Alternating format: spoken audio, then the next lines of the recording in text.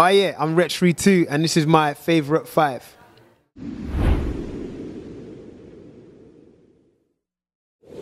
Nas, Stillmatic. This was the first album when I listened to Nas and completely understood everything he was saying. I think all the previous stuff I was a bit young and a lot of it went over my head.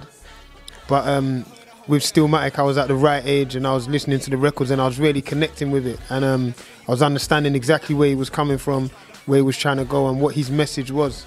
So that would be always, you know, one of my favourite rap albums. That would be one of my favourite albums, period, any genre. Jay-Z's Black Album. The reason why I've picked the Black Album is because this was the one where we thought he was bowing out.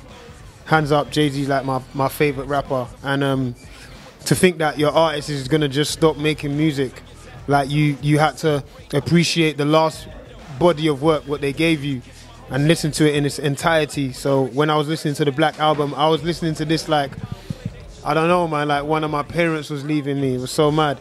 And going through the records and then even how he's making quotes and his punchlines are like he's about to leave the building. Do you know what I mean? It's like the whole album was set in a stadium and he was about to leave the show and there was no encore ever again.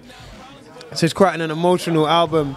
Obviously there was a DVD with it as well where you could see how it was made, and that definitely helped me understand the process of what it took of making an album in the first place. Lauryn Hill, Miseducation of Lauryn Hill, one of the finest bodies of work to ever be created. So much heart, so much passion, so much deliverance in that record. Saying it's touching is an understatement. She was just saying what the sisters were thinking and what no one was saying, but she was just so real with it, so raw, but the music was so authentic, the feeling in it, you could tell that every word was meant. It's a shame I hadn't actually got to see that show at that time, because I feel like that would have been a life-changing concert to go to. Definitely so much records that I relate to and still listen to now. That's when you know something's a classic, when you're not only listening to it when it's just hot and when it's just came out, when it's been out for years now. I'm sure it must be over 10 years now. And I'm still listening to that regular, so yeah, Lauryn Hill. Kanye West, My Beautiful, Dark, Twisted Little Fantasy. Maybe I said it wrong. Don't execute me. I bought it, I promise. But that was just Kanye going in, man. To be fair, I could have picked almost any of Kanye's albums except the latest one. I wasn't a massive fan.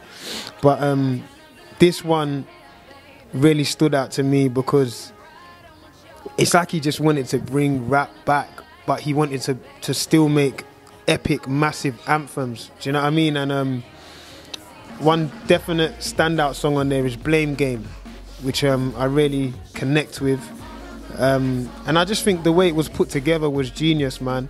Like a lot of the features as well, like having Raekwon on there was just like, was just something different, do you know what I mean? And you wouldn't expect him to do that, and I think he likes doing that. So every track I was listening to, it was like, when I'm in my car, it's like I'm listening to this tune, but I'm so excited to hear track 2.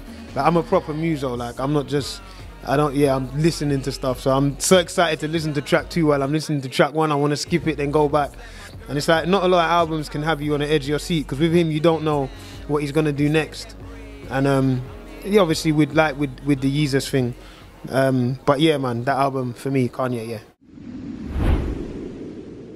Brandy, Full Moon. You know, there's some albums that remind you of a period of your life. That album reminds me of when I was living with my sister. That used to be on continuously. And at first I remember her just playing it over and over again, and I'm just like, why'd you keep playing this over and over again? Like, just chill out a bit. And then one day I was in and I was just listening to it over and over again, and I realized that this woman was creating a whole new thing, a whole new dimension of harmonies, using her voice as an instrument, which it is, of course, but using it in a different way. And I don't think she gets as much credit as she deserves. I think every you know, every singer has taken something from Brandy and been inspired by her in many ways. And I think that album was an album where they definitely, her and Rodney Jerkins sat down and they created a sound, they created a lane, and sonically it was perfect. And it's very rare that you have a perfect body of work. For me, that is a perfect album, and recorded well.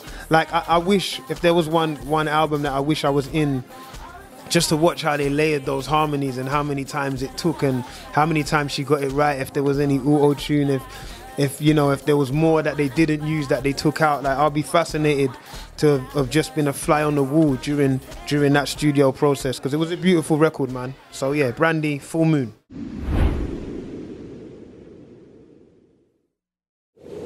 Asylum Years, tronco, de Tom Waits. Escúchame, yo recuerdo, si no dos, por lo menos una gira en concreto que estábamos tan flipados con el Asylum Years de Tom Waits, de un tío que tenía la voz hecha mierda por el café y el tabaco y el bourbon barato. Cualquiera, tío. Es, sí.